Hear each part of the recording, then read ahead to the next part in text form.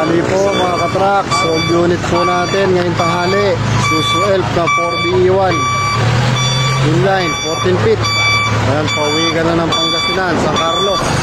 Hey boss, diretso. May service si buyer, oh, nakakatawa tayo lang. Okay.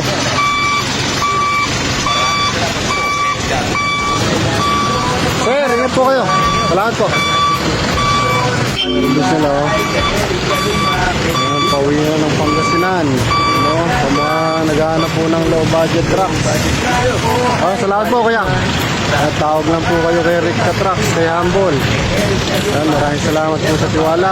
Ayan, shoutout po sa mga taga San Carlos, Pangasinan. Sample unit po namin, pauwi na ng San Carlos.